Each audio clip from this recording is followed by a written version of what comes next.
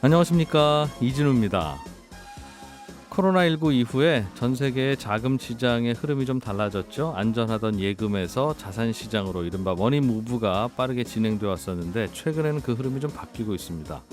주식시장, 가상자산 시장으로 몰려있던 돈들이 이제 빠져나가고 있는 건데요. 미국의 긴축적인 통화정책과 또 글로벌 정세 불안 같은 이슈 때문에 시장 변동성이 커지면서 다시 은행으로, 다시 안전자산으로 돈이 몰리고 있습니다. 오늘 센터뷰 시간에는 이런 역 머니 무브가 가속화되는 시장 상황, 어떻게 대응해야 될지, 자산 배분은 어떻게 해야 될지 이 얘기 좀 들어보겠습니다. 중국이 베이징 겨울올림픽 기간 동안에 국가가 주도해 발행하는 디지털 위안화 사용을 대규모로 늘리고 있는데요. 본격적으로 국제화해서 달러를 누르고 기축통화가 되고자 하는 속내가 있는 거 아니냐 하는 해석이 나오고는 있습니다. 오늘 글로벌 리포트 시간에는 이런저런 나라 밖 경제 소식들 모아서 살펴보겠습니다. 손에 잡히는 경제 플러스 광고 듣고 시작합니다. 네, 코로나가 좀 잠잠해지는 듯한, 우리나라는 아직 멀었습니다만 다른 나라들은 이미 한번 홍역을 앓고 나서 다시 잠잠해지는 듯한 분위기로 바뀌고, 그 과정에서 자산시장의 돈의 흐름도 꽤 새롭게 바뀌고 있습니다. 오늘 센터뷰 시간에는 돈의 흐름을 바탕으로 투자 전략 어떻게 가져가야 할지 점검해보죠. 미래에셋증권의 서철수 리서치센터장 나오셨습니다. 어서 오세요. 네, 안녕하십니까. 돈들이 요즘은 어디로 흐르고 있습니까? 이런 질문들 많이 받으실 텐데. 항상 그런 건 고민이죠. 네. 돈이 어디로 흐를까?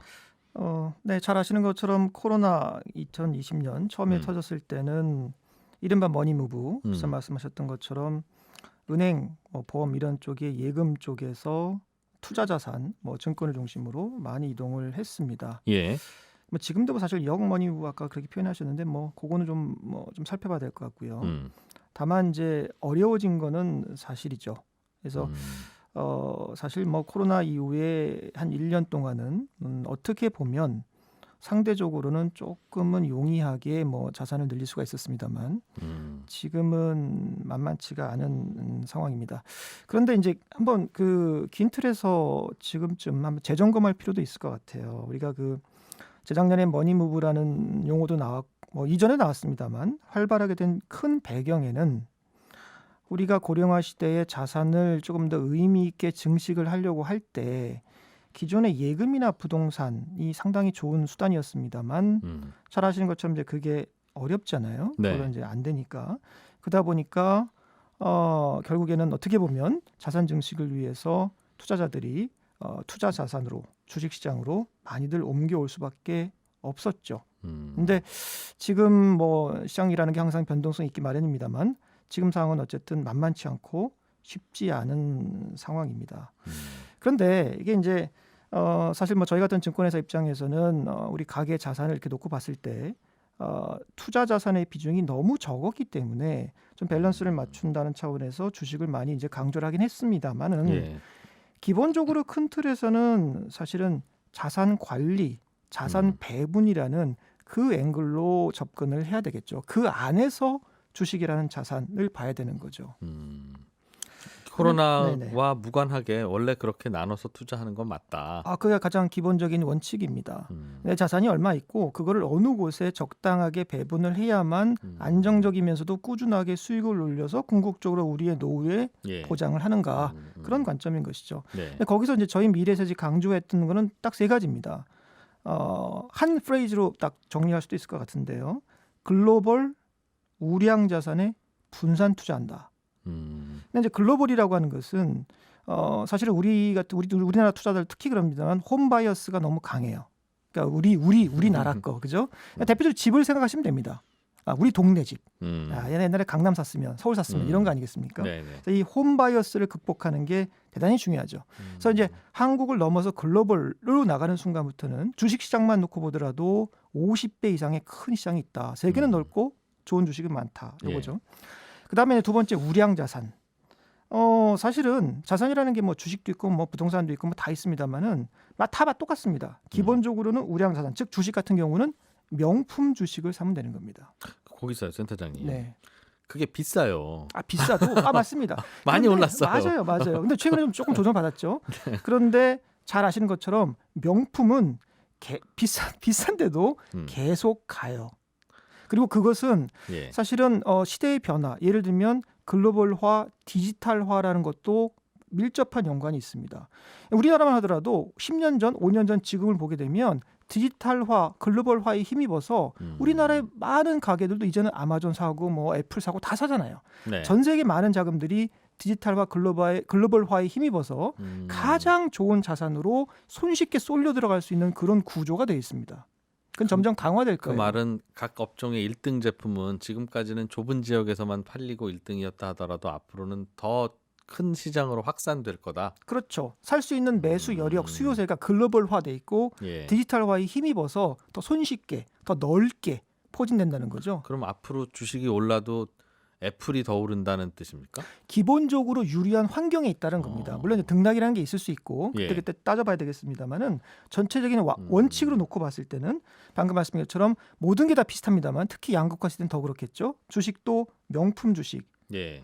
그리고 예를 들면 가상자산 같은 경우에도 핵심이 되는 몇몇만 딱 그렇게 그리고 부동산도 마찬가지죠. 사실 입지 뭐 얘기하고 뭐 임대 수요만 얘기하는데 결국 부동산도 고려 우량 자산에만 물론 이제 부동산 투자가 쉽지 않은 상황이 됐습니다만 뭐 예. 리츠라든지 이런 수단도 있으니까 그다음에 끝으로는 분산 투자. 그거는 자산 간의 분산 투자뿐만 아니라 국가 간의 혹은 나아가서 시점 간에도 분산 투자를 할 필요가 있겠습니다. 한 시점에 다 사는 게 아니고요. 네. 그래서 이렇게 다시 한번 정리하면 글로벌 우량 자산에 분산 투자한다. 이것이 자산 관리의 핵심이고요. 이런 관점에서 본다라고 한다면은 주식 몇 개 종목 뭐가 올라고 떨어지고 이런 것도 물론 중요할 수 있겠습니다만 예. 큰 틀에서는 가장 중요한 것과 그다음에 상대적으로 뭐 좀 지엽적인 거 이렇게 나눠볼 수 있다는 거죠. 그래요. 다시 원칙으로 돌아가면 뭐 방금 말씀해 주신 게 하나도 틀린 말은 아닌데 말씀하신 대로 2020년에만 하더라도 코로나가 나타났던 첫 해 그때는 그 원칙 안 지켰어도 먹었잖아요. 많이 먹었잖아요. 네. 그때 기억이 있으니까 네. 계속 그럴 줄 알았는데 이 전략이 이제 안 먹히지. 즉 아무 주식이나 잘 골라놓고 있어도 저절로 물이 불어나는 것에 따라서 내 배가 뜨는 네. 그런 효과가 있었는데 요즘에는 안 그렇고 센터님 표현하신 것도 참 어려운 시장이 됐습니다 하는 게 그게 왜 그런 일이 벌어진 겁니까? 방금 표현하신 것처럼 이제 그때는 다 그거는 이제 물이 잘 들어오던 유동성 예. 국면 아닙니까? 예. 유동성 장세에서는 다 뜨는 거니까. 하지만 그것이 상황이 반전될 때는 누가 팬티를 입었는지, 그죠? 물이 빠졌을 때는 확인이 되는 거잖아요. 그래서 그걸 조금 더 이제 정리를 해보자면 최근에 주가 뭐 전반적으로 조정을 받는 이유는 잘 아시는 것처럼 인플레, 지긋지긋하죠. 인플레 그에 따른 긴축 우려 예. 그리고 금리 상승하고 한 묶음이 되겠고요. 근데 이런 가운데에서 또 한편으로는 경기나 기업 실적도 정점은 쳐줄 수 있다. 그러니까 인플레하고 긴축도 껄끄러운데 예. 경기 모멘텀, 기업 실적도 마찬가지일 수 있겠다. 이런 걱정까지 있고 그리고 단기적으로는 뭐 오미크론 변수 혹은 우크라이나 변수 이런 것들이 좀 교란을 일으키지 않습니까? 그래서 이런 악재들이 한꺼번에 집중되고 있는 것이 지금 상황인 것이죠. 상황이다. 네. 이게 조금 좀 어려운 질문일 수도 있습니다만 그러면 우리가 시간을 두세 달 전 혹은 6개월 전 뭐 길게는 1년 전으로 돌아가면 우리는 어떤 신호를 보고 이거는 좀 문제가 있겠다 싶어서 그 전에 그냥 주식이라고 생긴 건 다 담았던 그런 포지션을 좀 바꿨어야 될까요? 즉 여기저기 많은 악재가 있었던 건 돌이켜보면 항상 악재가 있는 것 같아요. 코로나 때도 전 세계를 코로나가 강타하고 무역이 거의 마비될 만큼 그랬는데 그때의 악재도 만만치 않은 악재였잖아요. 물론 맞습니다. 그러니까 돈도 풀고 했겠습니다만 항상 시절은 보면 악재가 있고 악재에 대응하는 뭔가가 있고 그래서 네. 내릴 때는 악재 때문에 내린다고 하고 오를 때는 호재 때문에 오른다고 하면 그건 결과론적 해석이 아닌가 하는 생각이 몇 년 주식시장 들여다보니까 또 있더군요. 맞습니다. 그래서 어떻게 알아내야 되죠, 그걸? 네, 결국엔 이제 주요한 드라이버하고 변수를 구별할 필요도 있을 텐데 네. 방금 말씀하셨던 코로나 이런 것들은 변수죠. 그러니까 그 주가를 결정짓는 요인 하나만 골라라라고 한다면 당연하게도 기업 실적입니다. 예. 그리고 나머지는 이제 기업 실적에 영향을 주는 것들이죠. 그래서 앞서 말씀하신 것처럼 재작년에 코로나가 처음 발발했던 그 큰 변수가 생겼을 때 주가가 바닥을 치고 올라갔던 것들은 결국엔 기업 실적이 좋아질 거라는 전망 때문에 올라갔고 실제로 기업 실적이 좋아졌습니다. 네. 100% 막 이상 늘었잖아요. 예. EPS가. 예. 근데 왜 늘었냐? 그건 뭐 당시 이제 코로나에도 불구하고 말씀하셨던 것처럼 통화 정책, 재정 정책 이런 정책에 힘입어서 경기도 생각보다 빨리 좋아졌고 예. 또 기업들의 매출이나 어닝도 생각보다 빨리 좋아지면서 주가가 올라갔던 것이죠. 그래서 주가를 결정짓는 주요한 변수는 사실은 그런 것들이었기 때문에 그런 것들은 환경이 어느 정도 예측이 가능한 상황이었고요. 나아가서 아까 6개월 전을 말씀해 주셨는데 1년 전을 말씀해 주셨는데 사실 6개월 전이 제일 좋을 것 같습니다. 왜냐하면 작년 가을부터 주가 힘들어졌기 때문에. 예. 근데 작년 가을 10월, 11월, 12월 달에 우리 한번 방송할 때도 그런 말씀드렸습니다만 저희는 작년 4분기, 올 1분기가 좀 힘들 것이다라고 말씀도 드렸고 네. 제가 기억나는 게 작년 연말에 1월 효과가 있을 것 같냐라고 질문 주셨을 때 그게 뭐 쉽지 않지 않겠습니까? 그런 말씀도 드렸고 한국이 먼저 빠지고 미국이 조금 버틸 때 결국에는 이 다이버전스도 양극화도 미국도 떨어지는 방향으로 가지 않겠는가 뭐 네. 그런 말씀도 드린 기억이 나는데 예. 뭐 이제 와서 뭐 그런 생생내자고 말씀드린 게 아니고 그때도 저희가 그런 전망을 했을 때 핵심 논거는 인플레와 긴축 부담 그리고 더 중요한 것은 결국에는 경기와 어닝 실적 모멘텀이 둔화될 것 같습니다. 그렇기 때문에 주가를 결정짓는 주요 변수가 약간 약화되고 있으니까 또 그 사이에 또 밸류보다는 많이 커졌고 네. 따라서 주가 조정을 예측을 그렇게 했던 것이죠. 그런데 지금 시점에서 그럼 저희 하우스가 계속해서 주가가 하락할 거라고 보는 거냐? 그거는 또 아닙니다.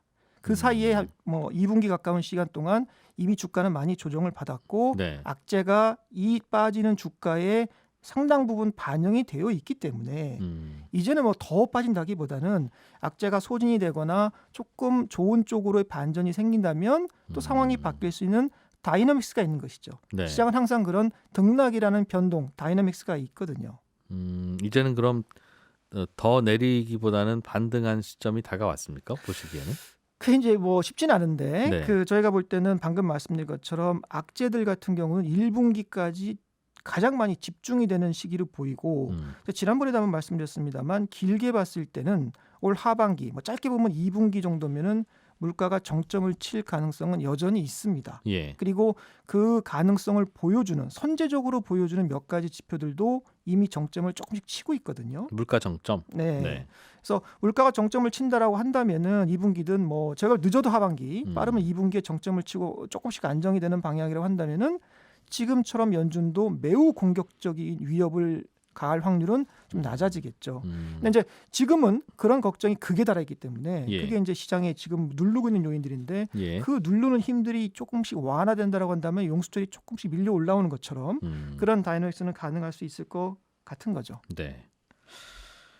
이게 투자의 시계를 좀 길게 편안하게 가시는 분들은 그래 그러면 뭐 올해 한 가을쯤 되면 주가가 좀 안정되겠구나 하면 되는데 그 거의 매일 아유 내 주식 어떻게 됐지? 이제 이렇게 들여다보시는 분은 1분기 안 좋고 2분기까지 안 좋으면 지금이 겨우 이제 1분기 중간 지나고 있는데 3월 달 내내 안 좋다는 뜻이고 4월, 5월 돼도 뭐 그저 그렇다는 거는 얼른 그럼 다 팔아야 되는 건가 지금이라도 하는 생각을 하실 수 있을 듯해요. 네, 그렇습니다. 당장 다음 주부터 좀 올라간다면 갖고 있겠는데 네. 다음 주부터 올라간다고 하면 저는 다음 주에는 그럼 팔고 기다리겠습니다. 네, 네. 그런 생각을 할 수 있으니까 그럼 네. 어떻게 그 타이밍을 맞추나 싶어서 이게 이제 투자를 어떻게 해야 되는 건지 모르겠습니다. 그렇습니다. 이제 뭐 저희 뭐 방향성에 대한 것들은 뭐 누가 알겠습니까마는 음. 앞서 말씀드린 그 연장선상에서 말씀을 드린다고 한다면 뭐 추가 하락의 리스크는 네. 악재가 많이 지금 집중적으로 반영이 되어 있기 때문에 상대적으로는 그렇게 크지 않으니까 예. 사실 주식 투자를 하면서 저희는 뭐 항상 장기적인 관점을 추천을 드립니다만은 단중기 관점에서 대응을 하시려고 할 때에도 가장 어떻게 보면 좋지 않은 경우들이 주가가 막 빠져서 힘들 때 결국 이제 손절치고 다시 나오는 경우들이거든요. 그러고 나면 또 곧 올라요. 그런 경우들이 많죠. 예. 근데 그건 사람들의 심리가 결국 집단 투영이 되기 때문이 아니겠습니까? 예. 근데 여기서 중요한 거는 뭐냐면 내가 그 주식에 대해서 얼마나 확신, 얼마나 컨빅션을 가지고 있느냐에 따라서 그 주가가 빠졌을 때 버티냐 아니면 손절을 하느냐 갈림길에 서겠죠. 근데 결국에 그 확신을 갖냐라는 건 내가 그 주식에 대해서 얼마나 공부하고 잘 알고 있는가의 문제이기도 합니다. 네. 그래서 그걸 말을 바꾸면 내가 어떤 주식을 살 때 내가 이 주식에 대해서는 주주가 될 수도 있다는 생각 정도를 가지고 들어가야 되는 거지. 그냥 가볍게 생각을 하면은 이 시장의 출렁임을 이기기는 항상 쉽지 않아요. 친다. 그러게요. 왜 그런 걸 모르고 참 투자를 할지 모르겠어요. 최근에는 그 주식, 채권 이런 전통적인 자산보다 암호화폐, NFT 이런 가상 자산들 이런 게 자산 관점에서도 꽤 이런 거 좀 사야 되는 건가 하는 생각을 심각하게 하는 분들이 많아질 만큼 뭐 대중화되었다고 표현해야 되나요? 아무튼 새로운 흐름인 것 같습니다. 그렇습니다. 어떻게 바라보세요? 이건 이제 앵글의 차이인 것 같아요. 네. 네, 그래서 그 일단 비교적 분명한 사실은 전 세계가 앞으로 디지털화는 점점 가속화가 될 겁니다. 예. 그거는 뭐 부인하기 힘들죠. 예. 이게 디지털 세상이 점점 다가오고 빨라질수록 디지털 자산 역시 빠르게 클 거라는 거죠. 그렇다면 우리가 전체 자산, 아까 자산 관리, 자산 배분 말씀드렸습니다만 우리가 전체 자산을 관리하는 입장에서 이렇게 커지고 있는 새로운 자산, 이 디지털 자산을 인정할 거냐? 그리고 인정한다고 하면은 어떻게 접근할 거냐? 이 부분들이 화두죠. 그래서 저희 관점은 물론 아까 말씀드린 것처럼 이제 관점이 조금 나누긴 합니다만 예. 저희는 디지털 자산이 실체가 있다라고 보고 있습니다. 이게 만약에 실체가 없는 거라고 한다면 전형적인 투기 자산으로 이제 끝나는 예. 것인데 예. 예를 들어서 코인이라든지 NFT라든지 음. 이런 것들도 무형 자산의 가치가 있고 예. 특히 예를 들면 이더리움 같은 경우도 어떻게 보면 OS라고 하죠. 우리가 오퍼레이팅 시스템 많이 예. 익숙하신 분인 게 예를 들면 애플의 iOS 혹은 구글의 안드로이드 예. 이런 것들이 그 생태계 앱들이 돌아가게 만드는 생태계 시스템 아닙니까? 네. 근데 이더리움도 사실 그런 성격이 있거든요. 코인 같은 경우에도 이더리움이 있어야 거래되는 생태계가 있지요. 이더리움 자체가 사실은 어떻게 보면 생태계의 그런 이름이죠. OS입니다. 예, 예. 이더리움에 기반해서 앱들을 만드는 거거든요. 음. 그래서 그 이더리움 자체도 비유하자면 네. 애플의 OS 같은 속성이 있는 것이죠. 음. 그래서 우리가 애플을 우리가 같이 평가할 때 그 OS 뭐 안드로이드 이런 것도 다 평가하지 않습니까? 예. 마찬가지 관점으로 본다라고 한다면은 그 생태계 앱들 D앱이라고 합니다만 어려운 용어가 되겠습니다만 그러한 블록체인에 기반한 앱들의 D앱들의 생태계의 가치 그걸 우리가 이더리움의 가치라고 볼 수 있고 예. 그것이 코인의 가격 형태로 반영이 되는 겁니다. 그래서 좀 복잡하게 말씀드렸습니다만 실체가 없다라고 보면 완전 투기가 되겠고요. 실체가 있다라고 본다면 얘기가 달라지는 것이죠. 네. 근데 그 실체를 말씀드린 것처럼 OS, 오퍼레이팅 시스템 같은 것으로 볼 수가 있다는 겁니다.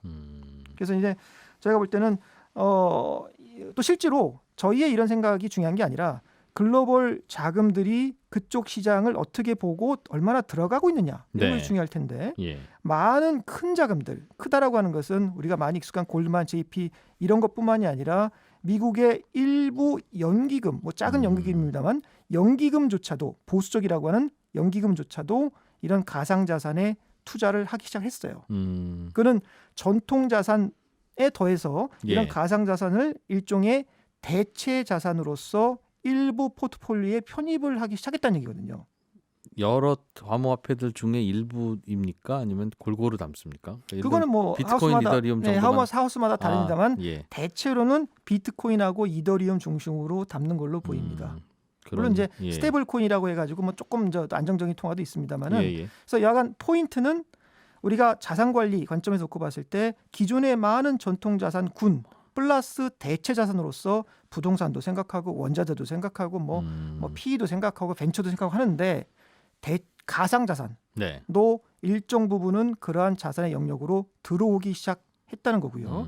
또 커나가는 속도로 보자면은 가장 빠른 속도로 커나가고 있기 때문에 이 부분에 대해서도 이제는 포트폴리오의 일부로서는 고려를 할 타이밍이 됐죠. 관심을 가져야 한다. 네. 말씀 주신 김에 이 부분에 대해서만 하나 더 여쭤보면 과거에도 우리 인터넷 뭐 주식들 처음 뜨던 1999년, 2000년 이럴 때 과연 인터넷 산업이 허상이냐 아니면 실체가 있는 거냐는 논란이 있었던 걸로 기억합니다. 네. 결론은 실체가 있다. 그리고 산업을 주도하게 되기도 했죠. 그런데 문제는 그 당시에 주가가 매일 상한가를 치던 그 회사들은 지금은 다 없지 않습니까? 그러니까 그때 인터넷이 미래를 바꿀 거야라는 확신을 가지고 그때 그 주식을 사서 계속 갖고 있었다면 지금은 거지가 되었을 텐데. 그러니까 뷰는 맞고 예측은 맞았지만 이제 또 그 당시에 뜨는 자산하고는 또 다른 거라서 이게 그럼 어떻게 봐야 되는 건가? 그러니까 이게 만약에 이런 가상자산이나 다양한 새로운 트렌드가 미래의 트렌드가 되더라도 지금 오르는 자산의 가치는 거품일 가능성이 높아서 이걸 맞습니다. 구별을 해야 네, 되는데요. 맞습니다. 이게 좋은 지적이신데요. 사실은 이제 그 당시에 IT 혁명을 주도했던 기업도 남아 있는 기업도 있습니다. 마이크로소프트라든지 있기야 있죠. 애플 바 예. 있습니다. 예. 그런데 간단하게 말씀드리면 그 산업의 성장과 개별 기업의 성장이 반드시 1대1로 가지는 않을 수가 있기 때문에 그래서 저희는 산업을 사라, 예. 테마를 사라라고 말씀을 드리고 있고요. 개별 기업은 변할 수가 있습니다. 그래서 저희가 추천하는 게 테마 ETF를 계속 강조를 드리고 있는 거죠. 전문가들이 묶어놓은 그렇죠. 담아놓은. 그렇죠. 근데 그 안에 기업들은 계속 바꿔줍니다. 전문가들이. 그러니까 그 테마를 사면 됩니다. 예. 기업은 어렵잖아요. 그다음에 또 하나는 그 아까 제가 코인 NFT 말씀드렸습니다만 진짜 그건 어떨지 모릅니다. 기업들마다 흥망성쇠 코인마다도. 그런데 예전에 우리가 서부 금광 대개척 시대를 보면 예. 모든 투자자들이 다 금광을 캐서 떼부자 된 거 아니에요. 음흠. 하지만 그때 청바지 팔고 그다음에 주변에서 여인숙하고 예. 곡괭이 팔고 이런 인프라들은 다 돈을 벌었습니다. 네. 그래서 이 비즈니스 역시 마찬가지로 꼭 코인에 꼭 NFT 이런 게 아니라 그 관련된 인프라 어느 코인이 성장하든 결국에는 누가 되든 간에 그 인프라는 돈을 벌거든요. 네. 그런 쪽에 투자하는 것도 좋은 아이디어일 것 같습니다. 지금으로 치면 뭐 거래소. 거래소도 있고요. 또 관련된 금융 서비스를 하는 기업들도 있습니다. 그렇군요. 시간은 다 됐는데 짧게 좀 전쟁 난다 그래서 저 러시아 우크라이나 전쟁 이거는 어느 정도 변수로 단기이겠습니다만 네. 미래의 일이야 크게는 모르는 것이고 많이 경계해야 되는 겁니까? 아니면 그냥 잘 들여다보면 어떤 느낌이십니까? 이거는 그냥 개인적인 의견을 네, 여쭤볼게요. 그냥 짧게 말씀드리면 변동성을 활용할 수 있는 단기 이슈로 보고 있습니다. 개인적으로는 상황이 극단적으로 치달을 확률은 개인적으로는 낮게 보고 있습니다. 다들 전쟁을 원하지는 않을 것 같으니. 네, 뭐 득이 별로 되지 않죠. 네. 알겠습니다. 항상 오실 때마다 시간이 부족한다는 걸 느끼는데 저희가 좀 늘려서 잡아놓을게요. 다음번부터는. 미래에셋증권의 서철수 리서치센터장이었습니다. 고맙습니다. 감사합니다. 예, 놓치기 쉬운 나라 밖 경제 소식들을 모아서 살펴보는 글로벌 리포트 시간입니다. 오늘도 해담경제연구소의 어예진 소장님 나오셨네요. 어서 오세요. 안녕하세요. 네.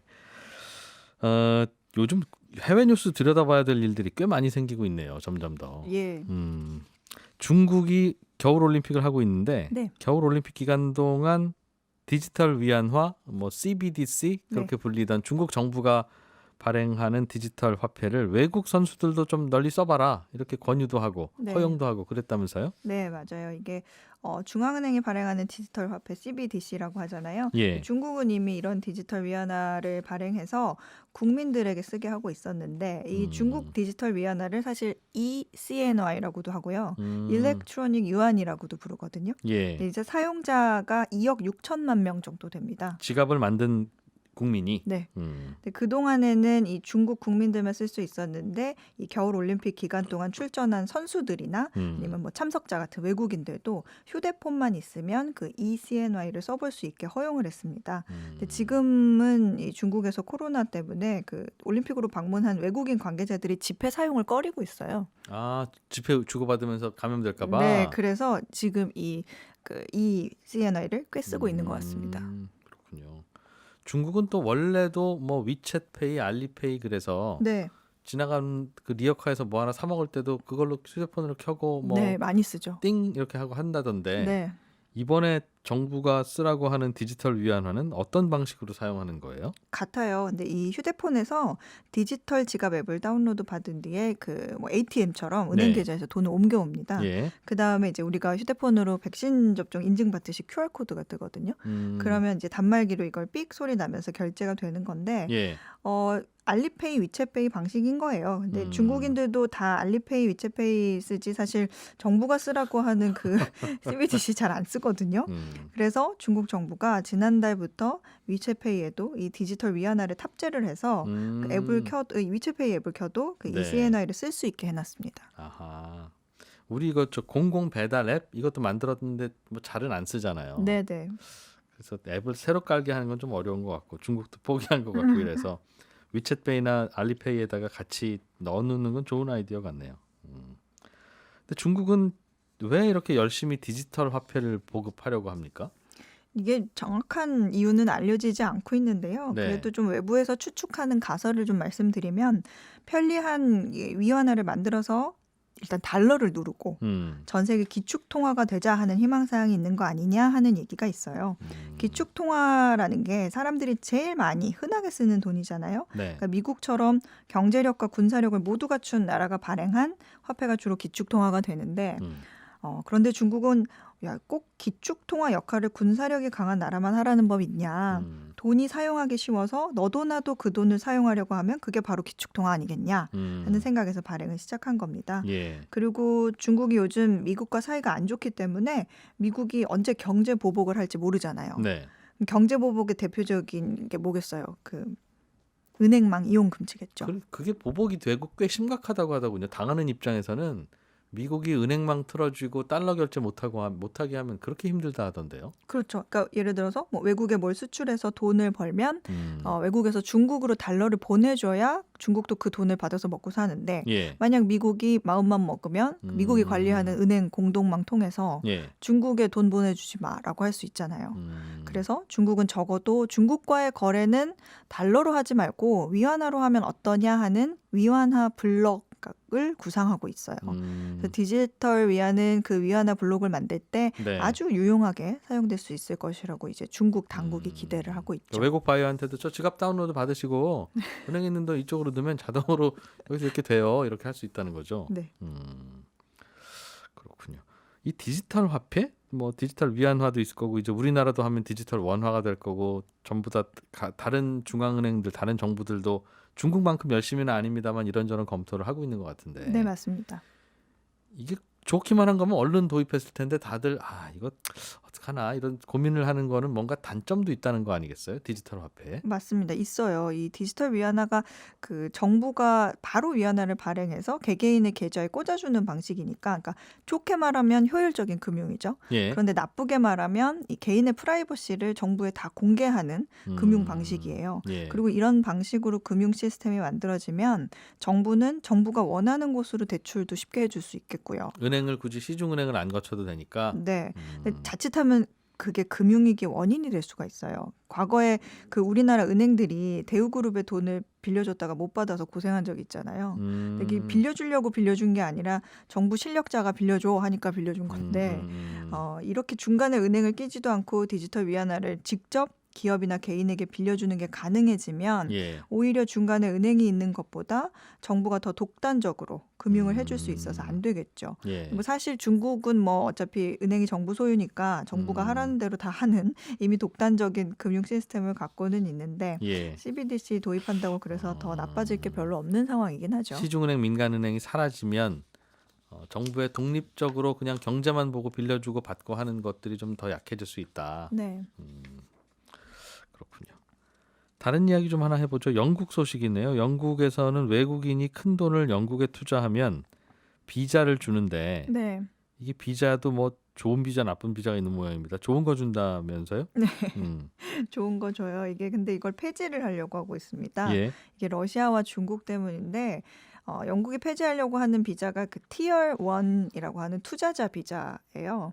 일종의 큰손 외국인 우대 비자 네. 이렇게 생각하면 되는데 영국의 우량채나 국채 매입 등의 형태로 이 우리 돈으로 하면 약 30억, 80억, 160억 이렇게 투자를 하면 예. 금액에 따라서 각각 2년, 3년, 5년 영국 그 영주권을 받을 수가 있어요. 금액에 따라서 기간이 달라요? 네. 야, 진짜 국적을 돈 주고 사는 거네요. 네, 근데 가족도 포함이에요. 그 이후 일정 기간, 영주권 기간이 지나면 예. 시민권 신청이 또 가능해져요. 아하. 네, 이런 특급 혜택 때문에 돈 많은 외국인들 사이에는 골든 비자 이렇게 불리거든요. 예. 그런데 이걸 악용해서 돈 세탁의 수단으로 쓰려는 외국인들이 또 있어서 영국 정부가 이걸 폐지하겠다는 거예요. 과거에는 이 골든 비자가 그 부유한 러시아인들 비롯해서 다른 해외 투자자들을 좀 끌어들여가지고 영국에 그 옮겨서 다시 자리를 잡게끔 하는 수단이 됐었습니다. 이거를 돈 세탁 방식으로 쓴다. 네, 그러니까 검은 돈을 일단 이쪽으로 보내고 네, 투자 목적으로. 나중에 여기서 그냥 그럼 80억으로 또 다시 되찾으면 깨끗한 돈 되는 거니까. 네, 그리고 도피도 할 수 있고. 여차하면 영국으로 가서 영국 시민 하면 되니까. 네. 근데 왜 그게 싫어서 폐지하려는 거예요? 어떤 게 사실 또 문제였어요? 영국 이벤트가 입장에서 있었어요. 보면. 네.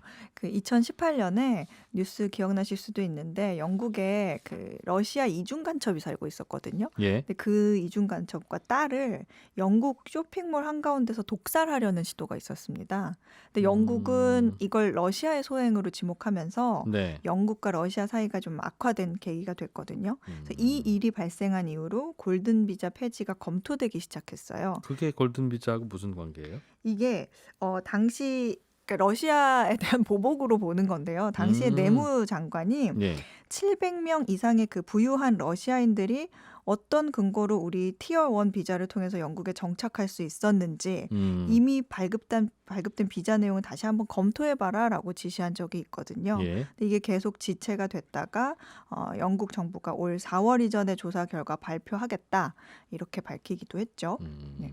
러시아 정부는 자기 나라 부자들이 자꾸 그런 식으로 돈 빼돌리고 영국으로 가려고 그러니까 네. 기분이 별로 안 좋은 거고. 네. 영국 입장에서는 그 자꾸 시비 거는 러시아가 마음에 안 드는 거고 그런 겁니까? 그런 거죠. 어느 나라가 주로 많이 들어와요? 영국으로 이렇게? 말씀드렸다시피 러시아 있고요. 네. 중국도 있고 또 카자흐스탄 사람들이 이 세 곳에서 가장 많이 들어옵니다. 예. 이들이 돈 세탁 수단으로 해당 비자를 악용하고 있다 이렇게 보는데 영국 정부가 지난해 9월까지 1년 동안 800건의 투자자 비자를 발급했거든요. 네. 전체적으로. 이 중에 80개가 러시아인에게 발급이 됐고요. 그다음에 중국인들에게는 210건의 비자가 발급됐을 정도로 그 두 국가의 비중이 굉장히 커요. 그래서 영국 정치인들이 뭐라고 하냐면 정치인들 사이에서 티어 1 비자는 영국에 돈 세탁하러 오세요 하는 초대장과 다를 게 없다. 네. 그래서 영국으로 빼돌리려는 그 회피성 돈에 대한 이들 국가 사람들의 중독을 끊어놔야 된다. 이렇게 막 흥분을 하고 있어요. 예. 그래서 참고로 그 2년 전에 홍콩 송환법 반대 시위가 한창일 때가 있었거든요. 근데 이 홍콩 부자들이 이민을 되게 많이 생각하고 또 실제로도 해외 자금 많이 가지고 나가기도 했었어요. 예. 그때 한참 제가 그 아는 홍콩의 지인들도 굉장히 많이 가져가야 된다, 우리 나가야 된다 이런 얘기도 하고 네. 그때 뭐 임신 중인 사람들도 아이를 일부러 밖에서 낳는 거죠. 네. 오히려 그 거처를 국적을 옮기기 갖게 해주려고. 예, 다른 국적, 홍콩이 아닌 다른 국적을 갖기 위해서 그때 한참 홍콩에서는 굉장히 많은 사람들이 혼란스러워하면서 이때 영국으로 옮긴 사람들이 많아요. 네. 근데 이때 홍콩 부자들도 영국으로 그 투자 명분을 가지면서 돈을 옮기면서 티어 1 비자, 1등급 비자 네. 신청을 했는데 이때 전체 신청자 중에서 10%가 홍콩인일 정도로 굉장히 많았습니다. 그렇군요. 대개는 보통 이민을 받을 때는 우리나라에 도움되는 사람들이 들어오면 좋겠다는 게 모든 나라의 바람이고. 네, 대개는 그래서 돈 많이 싸들고 오는 분들 오시면 환영이죠. 그 돈을 뭘로 벌었건 검은 돈이고 하얀 돈이고야 그분들 옛날 히스토리지. 우리나라로 들어오는 돈은 위조 지폐만 아니면 뭐 무슨 상관이냐 할 수 있을 텐데. 그런데 이제 그 돈이 예. 굉장히 검은 돈일 경우에 아니면은 아까 예를 들었던 것처럼 스파이 어떤 활동을 할 수 있는 자금이 될 수가 있잖아요. 그렇기 때문에 그런 돈이 우리나라에 지금 있다 하면 그런 나쁜 골치 아픈 사람들이 돈. 안에 들어와서 활동할 수 있는 근거가 되기 때문에 그럴 수 굉장히 있겠네요. 그런 부분에서는 위협적이다, 위험하다라고 보는 거죠. 또 보는 시각에 따라서는 그렇게 돈만 들어오면 좋은 게 어딨냐. 네. 검은 돈은 막아야지. 우리가 좀 도움이 안 된다 하더라도 그런 시각으로 보는 정치인들도 있을 거고. 그렇군요. 다른 얘기 하나 보죠. 애플의 CEO인 팀 쿡. 이분은 스티브 잡스 사망하고 난 다음에 이제 애플은 끝났구나라고 하는 투자자들의 생각을 바꿔놓은 분이라 그렇죠. 창업주보다 더 잘하시네. 이제 이런 그럴 수도 있다는 걸 또 우리가 알게 된 사례인데 팀 쿡이 받아가는 연봉이 너무 많다. 이건 아닌 것 같다. 아무리 잘해도 그렇지. 네. 이런 의견이 나온다면서요? 네, 이게 개인 투자자들의 의견은 아니고요. ISS라는 그 의결권 자문사의 얘기예요. 네. ISS라는 그 자문사가 투자자들에게 보낸 그 메시지를 보니까 예. 말씀하신 것처럼 팀쿡이 지난해 너무 많이 받아갔다. 우려가 크다. 예. 다음 달 주주통회가 있는데 여기서 팀쿡이 주식 보상 받는 게 또 있거든요. 예. 그거 반대 투표해야 된다. 이렇게 내용을 밝혔어요. 팀쿡이 작년에 얼마나 받아갔는데? 아이 궁금해라. 이거는 놀라지 마세요. 네. 이 팀쿡이 지난해 애플에서 받은 돈의 급여가 우리 돈으로 이제 하나하나 제가 따져드리면 예. 급여만 기본급만 36억 원, 월급 36억 원. 이거는 뭐 큰 돈 아닌 것 같고. 성과급이 143억 원. 그다음에 기타 보수가 또 16억 원이 있고 여기에 가장 큰 게 현금 보너스와 주식 보상이거든요. 이게 980억 원을 받아갔습니다. 아까 성과급이라고 해놓고 또 보너스도 또 있어요? 성과급 143억 원 있다고 했는데. 네, 근데 여기서 이 주식이요. 참고로 이게 한 번에 다 받아가는 거는 아니에요. 예. 그러니까 이중 절반은 내년부터 한 3년간 분할 지급이 되고 나머지 절반은 2023년 10월 기준으로 뭐 애플 주가에 따라서 달라질 수 있어요. 그래서 주가가 뭐 기준보다 낮아지면 아예 못 받아갈 수도 있고 네. 뭐 2배 벌어갈 수도 있고 한데 주가에 일단 따라서. 예, 그래서 그게 980억 원인데 이건 말고도 뭐 개인 경호 비용 있고 전용기 비용 있고 그러니까 이걸 네. 다 더했을 때 작년 총 보수가 대략 1,200억 원 정도가 됩니다. 그러니까 결론적으로 보면 팀쿡이 받은 보수가 그 애플 전체 직원들 받아가는 돈 있을 거 아니에요. 네. 그거를 다 계산했을 때 중간값이 8,200만 원, 우리 돈으로 8,200만 원이거든요. 그래서 그거에 비하면 1,400배 넘게 많은 거죠. 그러게요. 이게 뭐 당연히 많은 돈이고 큰 돈이긴 한데 네. 이런 인센티브를 줘야 또 팀쿡도 열심히 일할 거고. 네. 아니 나 다른 데 가도 500억 원 받을 수 있는데 그럼 저 다른 데 갈래요? 그러면 애플은 손해잖아요. 네, 그렇죠. 갈등 되겠습니다. 갈등이 되고 예. 그리고 사실 이거는 팀쿡이 2011년에 그 CEO로 취임하고 나서 그 2013년 그 보상의 절반을 주가 이익에 연동될 수 있도록 성과급 기준을 바꾼 게 영향을 받은 거예요. 잘 바꿨네요. 팀쿡 입장에서는 주가가 이렇게 잘 오를 줄 몰랐을 텐데. 네, 근데 그때도 이게 9년 전인데 그때도 이제 주주 3분의 1이 경영진 급여에 반대하는 의견을 낸 바가 있죠. 주가 오른 건 팀쿡이 잘해서가 아니라 미국의 코로나 때문에 양적 완화도 하고 금리도 낮추고 돈 푸는 바람에 올라간 건데 그것도 그렇게 가져오고 운 좋은 분은 그런데 주주들이 반대하면 그럼 이 보너스는 안 줘도 되는 겁니까? 급여 체계가 어떻게 돼요? 사실 그건 또 아니에요. 이 주주들의 투표 결과는 권고 사항일 뿐이에요. 그러니까 딱히 뭐 반대표가 뭐 압도적이라고 해도 애플 이사회가 이에 대해서 뭐 조치를 취할 필요는 없어요. 네. 참고로 다만 지난해 주주들의 이 투표 중에 약 95%의 표가 애플에게 좀 유리한 방향으로 움직였었거든요. 예. 근데 이제 아까 말씀드렸다시피 9년 전에 어떤 팀쿡의 연봉에 대해서 반발이 있었던 일이 있으니까 그때 9년 전 이후에 지금 처음이니까 올해는 이런 의견이 나온 걸 보니 특정 반대 의견이 애플 이사회를 좀 흔들 수도 있으려나 하는 시각이 나오는 거죠. 관심거리긴 하다. 네. 또 이 얘기 또 나왔네 이런. 네. 알겠습니다. 해담경제연구소의 어혜진 소장이었습니다. 고맙습니다. 감사합니다. 예, 손에 잡히는 경제 플러스 여기서 마무리하겠습니다. 저는 월요일 아침 8시 30분에 뵙기 전에 일요일 아침 7시 5분에 저희 주간 하이라이트 시간도 마련되어 있습니다. 많이 청취해 주시면 고맙겠습니다. 지금까지 이준우였습니다. 고맙습니다.